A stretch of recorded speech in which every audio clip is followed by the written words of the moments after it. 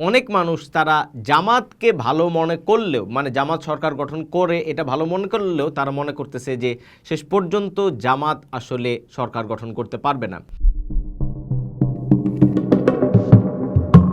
Sad but true, আমি সাদ রহমান আপনাদেরকে আমন্ত্রণ জানাচ্ছি আজকের আলাপে। আজকে আমরা আলাপ করব আগামী নির্বাচনের ফল কোন দিকে যাইতে পারে সেটা নিয়ে। সেক্ষেত্রে আমরা কয়েকটা জরিপের প্রসঙ্গ উত্থাপন করব, জরিপের ফল উত্থাপন করব, তারপরে এই জরিপগুলো আমাদেরকে যেই ইন্ডিকেশন দিচ্ছে বা আগামী নির্বাচনের ফল যে সবগুলো জরিপে প্রায় একই ধরনের উঠে আসতেছে তার কারণ কি তা একটু বোঝার চেষ্টা করব।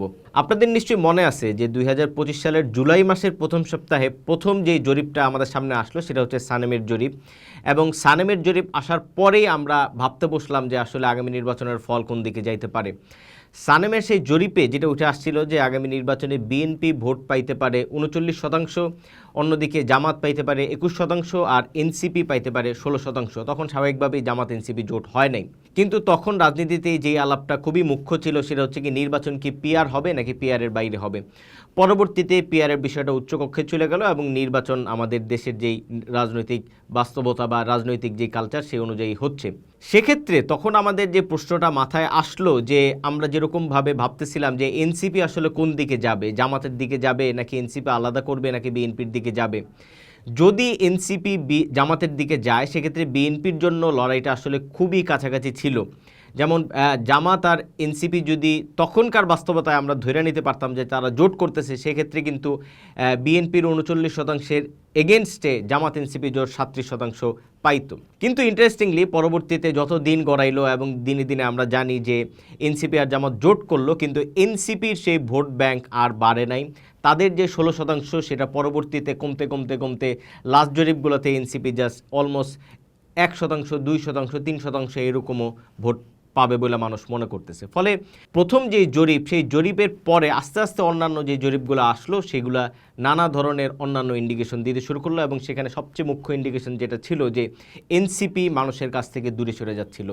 তারপরে ডিসেম্বর মাসের 9 তারিখে প্রথম আলোর একটা জরিপে আরেকটু পরবর্তী দিককার অবস্থা আমরা দেখতে পাইলাম। সেখানে দেখা গেল যে দেশের প্রায় 66% মানুষ মনে করে আগামী সরকার গঠন করবে বিএনপি, অন্যদিকে 26% মানুষ মনে করে যে আগামী সরকার গঠন করবে জামায়াত। এবং সেখানে আরেকটা ইন্টারেস্টিং তথ্য দেখা গেল যে দেশের 57% মানুষ মনে করে যে বিএনপি যদি সরকার গঠন করে সেটা ভালো হবে, অন্যদিকে দেশের 32% মানুষ মনে করে যে দেশের বা সেই জরিপের পরিসংখ্যান অনুসারে যে 32% মানুষ মনে করে যে জামায়াত সরকার গঠন করলে সেটা ভালো হবে। এখানে ইন্ডিকেশনটা খুব ক্লিয়ার যে অনেক মানুষ তারা জামাতকে ভালো মনে করলেও মানে জামাত সরকার গঠন করে এটা ভালো মনে করলেও তারা মনে করতেছে যে শেষ পর্যন্ত জামাত আসলে সরকার গঠন করতে পারবে না।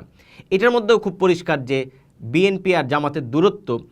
এই জরিপের মধ্যে দিয়েই প্রথম আলোর এই জরিপের মধ্যে দিয়ে প্রথম যেটা দেখা গেল যে বিএনপি আর জামাতের দূরত্ব আসলে অনেক বড়, এবং এনসিপি যে আর কোথাও নাই এটার মধ্যে দিয়ে আস্তে আস্তে এটা প্রমাণিত হতে শুরু করলো।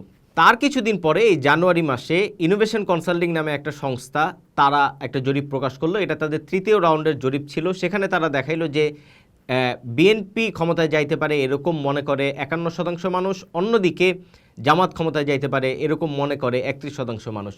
এখানে ইন্টারেস্টিংলি তারা আরেকটা জিনিস হাজির করলো, সেটা হচ্ছে যে দেশের বা তাদের জরিপ অনুসারে 47% মানুষ মনে করে যে তারেক রহমান হবেন আগামী প্রধানমন্ত্রী, এবং মাত্র 22% মানুষ মনে করেন যে আগামীতে প্রধানমন্ত্রী হবেন ডক্টর শফিকুর রহমান। লাস্টলি সর্বশেষ আমি যেই জরিপটা নিয়ে বলবো সেটা হচ্ছে ইনকিলাব পত্রিকা একটা জরিপ করলো, সেটা গত পরশুদিন বেরিয়েছে, আপনারা অনেকেই দেখছেন। ইনকিলাব পত্রিকার জরিপ অনুসারে তারা মনে করতেছে বা তারা দেখাচ্ছে যে দেশের 60% মানুষ মনে করে যে বিএনপি সরকার গঠন করবে, অন্যদিকে জামায়াত এনসিপি জোট সরকার গঠন করতে পারে এরকম মনে করে 29% মানুষ। এখন যেটা ইন্টারেস্টিং বিষয় খেয়াল করেন যে এর বাইরেও আরও কিছু জরিপ আছে, কিন্তু মোস্টলি যত জরিপই আপনি দেখেন না কেন, আমরা যতভাবেই বলি না কেন যে জামাত অনেক ভালো করবে ইত্যাদি ইত্যাদি, কিন্তু সবগুলো জরিপে দেখা যাচ্ছে যে বিএনপি অনেক অনেক অনেক আগে আছে। একমাত্র সানেমের সেই জরিপ অর্থাৎ 2025 সালের জুলাই মাসে সেই জরিপটা বাদে আর সবগুলো জরিপে আমরা দেখতে পাচ্ছি যে বিএনপি অনেক অনেক অনেক আগায় আছে। ফলে জরিপের পরিসংখ্যান থেকে যদি আমরা বলি এবং নির্বাচনটাকে যদি আমরা জরিপের পরিসংখ্যান দিয়ে দেখতে চেষ্টা করি, তাহলে আমরা ধরেই নিতে পারি যে আগামী নির্বাচন আসলে বিএনপি জয়যুক্ত হচ্ছে এবং বিএনপি আগামী সরকার গঠন করবে। এখন আমি এই পিছনে মানে এখন আমি বিএনপি যে সরকার গঠন করতে পারে এর পিছনে কয়েকটা সম্ভাব্য কারণ একটু উল্লেখ করার চেষ্টা করব এবং একটু ব্যাখ্যা করার চেষ্টা করব যে কী কারণে বিএনপি আগামী সরকার গঠন করতে পারে। প্রথমত, জামায়াতে ইসলাম অনেক ভালো করলেও জামায়াতে ইসলাম যে শেষ পর্যন্ত সরকার গঠন করতে পারবে না তার মুখ্য কারণ হচ্ছে জামাতের নিজস্ব ভোট ব্যাংক আসলে খুবই ছোট।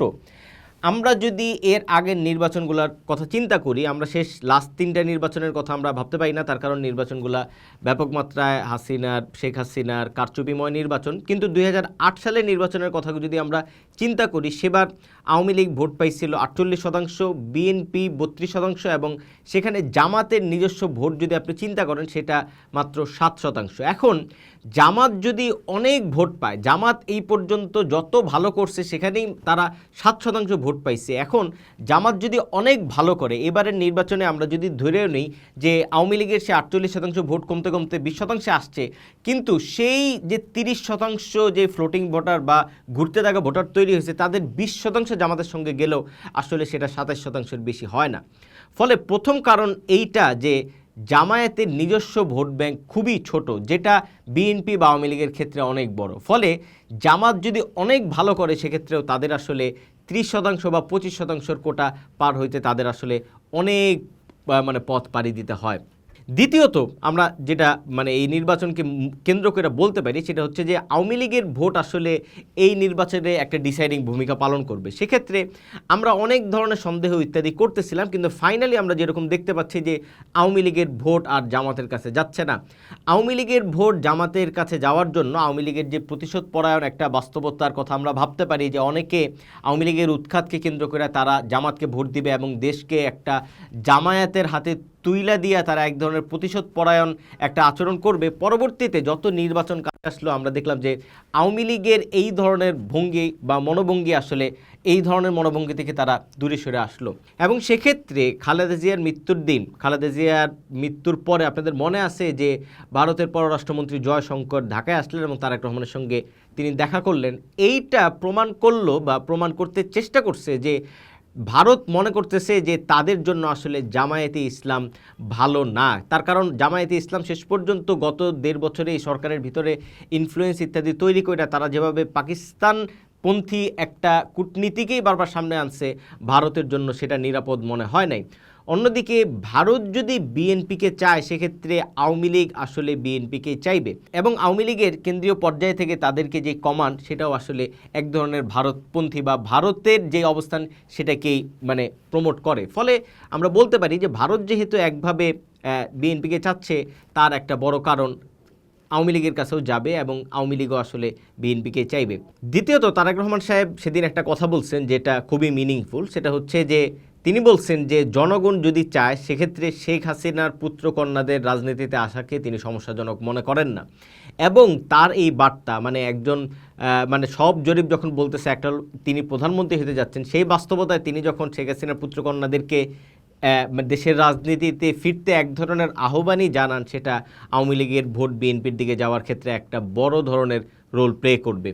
তৃতীয়ত, হিন্দু ভোট প্রসঙ্গ এই নির্বাচনে একটা বড় ঘটনা। তার কারণ হচ্ছে যে আওয়ামী লীগহীন নির্বাচনে হিন্দু ভোট কোন দিকে যাবে সেটা স্বাভাবিকভাবে অনেকের প্রশ্নের জায়গা। হিন্দু ভোট বা আদিবাসী ভোট দুইটাই আসলে আমরা এখানে চিন্তা করতে পারি, বা সংখ্যালঘু ভোট আমরা চিন্তা করতে পারি যখন আমরা জানি যে তারা অনেক ক্ষেত্রেই আসলে মানে এক ধরনের আওয়ামী লীগকেই তাদের গন্তব্য মনে করে। সেক্ষেত্রে আমি নাজিম কামরান চৌধুরী, আপনারা নিশ্চয়ই ওনাকে চিনেন, যে উনি নির্বাচনের ফলাফল কোন দিকে যাইতে পারে অর্থাৎ নির্বাচন সার্ভে জরিপ ইত্যাদি বিশেষজ্ঞ, তিনি বলছেন যে এবারের হিন্দু ভোট আসলে 95% বিএনপির দিকে যাইতে পারে। তার কারণ হচ্ছে যে আওয়ামী লীগহীন একটা নির্বাচনে তারা আসলে এটা প্রকাশ করতে চাইবে না যে তারা আসলে আওয়ামী লীগ ছাড়া আর কাউকে ভোট দেয় না। সেক্ষেত্রে তারা ব্যাপক মাত্রায় ভোট দিবে এবং এই ব্যাপক মাত্রায় ভোট দেওয়ার মধ্য দিয়ে তারা বিএনপিকে এক ধরনের দায়বদ্ধ করতে চাইবে। আপনি যদি এই একই বিষয় আপনি যদি আদিবাসী প্রসঙ্গ, পাহাড়ি প্রসঙ্গ এই জায়গাগুলোতেও ফেলেন তাইলেও আপনি দেখবেন যে তারাও বিএনপিকে একইভাবে দায়বদ্ধ করতে চাইবে। অন্যদিকে জামায়াতে ইসলামের যে ধর্মরাষ্ট্র পরিকল্পনা সেটা কিন্তু বাংলাদেশের সংখ্যালঘুদের জন্য অনেক বেশি একটা নিরাপত্তাহীনতার কারণ। ফলে যতই জামায়াতে ইসলাম হিন্দু ভোট ইত্যাদি কথাবার্তা বলুক না কেন, হিন্দু ভোট আসলে বিএনপির দিকে যাওয়ার সম্ভাবনাই বেশি। ফলে এই কয়েকটা ইন্ডিকেটর যদি আপনি মানে হিসাব করেন তাহলে আপনি বুঝবেন যে আওয়ামী লীগের ভোট, সংখ্যালঘু ভোট এবং জামায়াতের ভোট না থাকা, নিজস্ব ভোট না থাকা, তার ফলেই আসলে প্রত্যেকটা জরিপ আমরা দেখতে পাচ্ছি যে বিএনপির দিকে ঝুঁকে আছে। এখন আপনারা মানে স্বাভাবিকভাবেই জানেন যে এবারের নির্বাচনে একটা বড় ফ্যাক্টর হচ্ছে তরুণ ভোট। তার কারণ অনেকগুলো নির্বাচন ঠিকঠাকভাবে না হওয়ার ফলে তরুণ ভোটারদের মানে নতুন ভোটারদের একটা ব্যাপক সংখ্যা তৈরি হয়েছে এবং সেটা প্রায় 4.5 কোটি। তরুণ ভোটারদের একটা হিসাব যদি আমরা করার চেষ্টা করি সেক্ষেত্রে আমরা বুঝতে পারবো যে তরুণ ভোটাররা এবারের নির্বাচনে জামায়াতকে অনেক বেশি মানে অন্যান্য তুলনায় তারা বেশি গ্রহণ করতে পারে বা তাদের দিকে যাইতে পারে। তার কারণ জামাতের ধর্মরাষ্ট্র বানানোর যে প্রকল্প সেটা তরুণদের কাছে আসলে সেরকমভাবে সমস্যাজনক না, এরকমই মনে হচ্ছে। ফলে একটা তরুণ ভোটার প্রসঙ্গ এখনও আছে এবং সেটা হয়তো কিছুটা জামাতের দিকে ঝুঁকে আছে। তবু তরুণ ভোটার 4.5 কোটি ভোটারের কথা যদি আমরা চিন্তা করি, শেষ পর্যন্ত তরুণরাও তো আসলে একটা সোশ্যাল ফেব্রিকের মধ্যেই থাকে এবং তারাও তো একটা পারিবারিকতা, সামাজিকতা তার ভিতরেই বসবাস করে। সেক্ষেত্রে তরুণ ভোট জামাতের দিকে গেলেও একটা নতুন বন্দোবস্ত বা নতুন রকম রাজনৈতিক প্রকল্প তারা চাইলেও শেষ পর্যন্ত আসলে সেটা অর্ধেকের বেশি না হওয়ার সম্ভাবনাই বেশি। ফলে তরুণ ভোটও একটা জামাতের পক্ষে থাকলেও সেটা আসলে খুব বেশি জামাতকে যে আগামী নির্বাচনে শেষ পর্যন্ত একেবারে সবগুলো জরিপকে অতিক্রম করে দিতে পারবে বিষয়টা তেমনও না। এবং আপনাদের মনে আছে সানেমের জরিপ তারা কিন্তু বিশেষভাবে তরুণদেরকেই আসলে ইন্ডিকেট করছিল, তরুণদের সংখ্যাই সেখানে বেশি ছিল এবং সেই তরুণদের সংখ্যাতেই সেখানে উঠে আসছিল যে বিএনপি আগামী নির্বাচনে 39% ভোট পাইতে পারে, অন্যদিকে জামাত পাইতে পারে 21%। যাই হোক, এই সবগুলো জরিপের মধ্য থেকে আমরা বিএনপির দিকে ঝুঁকে থাকার একটা হিসাব স্বাভাবিকভাবেই দেখতে পাই। সেক্ষেত্রে একটা প্রসঙ্গ শুধু বাকি থাকে, সেটা হচ্ছে যে কারচুপির প্রসঙ্গ, এবং এই কারচুপির প্রসঙ্গ অনেকভাবেই আমাদের সামনে উঠে আসতেছে এবং অনেকেই বলার চেষ্টা করতেছেন যে এই রিটার্নিং কর্মকর্তা বা জেলা প্রশাসকদের উপর এবারে নির্বাচনটা আছে, তাদের অনেকে হয়তো অন্তত নানান প্রতিবেদন আলাপ আলোচনার ভিত্তিতে আমরা দেখতে পাই যে তাদের অনেকেই জামাতের সঙ্গে কাজ করতে পারেন। এই ধরনের ইঞ্জিনিয়ারিং বা কারচুপির প্রসঙ্গ যদি থাকে সেটাই একমাত্র ভয় হইতে পারে এবারে নির্বাচন সুষ্ঠু না হওয়ার বা বিএনপির কর্মী সমর্থক বা বিএনপির জন্য। ফলে এর বাইরে বিএনপির জন্য কারচুপির বাইরে সম্ভবত এবারের নির্বাচনের ফলাফল কোন দিকে যাইতে পারে সে বিষয়ে আর কোনো ভয়ের কারণ নাই। যাই হোক, আমি যেটা বলে আজকের আলাপ শেষ করব নির্বাচনের আগে, সেটা হচ্ছে যে আমরা অনেক দিন পরে একটা ভোটের আমেজ দেখতে পাচ্ছি এবং অবশেষে আমরা একটা সুষ্ঠু নির্বাচন হইতে পারে বাংলাদেশে এই ধরনের একটা বাস্তবতা দেখতে পাচ্ছি। এবং তিনটা নির্বাচন যখন হয় নাই তখন স্বাভাবিকভাবেই দেশের মানুষের মধ্যে তাদের যে ভোটের অধিকার সেটা তারা চায়, তারা ফিরে পাইতে চায়। ফলে মানুষ ব্যাপক মাত্রায় ভোট দিবে বলেও মনে হচ্ছে। কিন্তু আমাদের যেটা নিশ্চিত করা জরুরি যে আমাদের যে ভোটের অধিকার বা আপনার যে ভোটের অধিকার সেটা আপনি স্বাভাবিকভাবেই এই অধিকার আপনি গ্রহণ করবেন এবং অবশ্যই আপনি ভোট দিবেন। কারণ বিএনপির কথা যদি আপনি চিন্তা করেন, আপনি যদি বিএনপির জায়গা থেকে চিন্তা করেন, এই জরিপগুলো আপনার এক ধরনের আত্মতুষ্টিও আপনার মধ্যে তৈরি করতে পারে এবং আত্মতুষ্টির কারণে আপনার মধ্যে এক ধরনের প্রোক্রাস্টিনেশনও তৈরি হইতে পারে যে আপনি হয়তো আর ভোট কেন্দ্রে গেলেন না। বিএনপি জামাত যেই হোক, আপনি যাকেই ভোট দেন না কেন, এই ভোটের যে অধিকার সেটা আপনার এবারের নির্বাচনে স্বাভাবিকভাবেই এই অধিকার আপনার ব্যবহার করা উচিত এবং বাংলাদেশের একটা সুষ্ঠু উদার গণতান্ত্রিক রাষ্ট্র নির্মাণের লক্ষ্যে ভোট যে একটা গুরুত্বপূর্ণ জিনিস, নির্বাচন যে একটা গুরুত্বপূর্ণ জিনিস, নির্বাচন যে আমাদের রাজনীতিতে আমাদের দেশের কালচারে অনেক দিন আমরা পাই নাই, সেই বাস্তবতা যে আমরা ফিরে আনতেছি, সেই ফিরে আনার জন্য অবশ্যই আমাদের প্রত্যেকের ভোটে অংশগ্রহণ করা উচিত।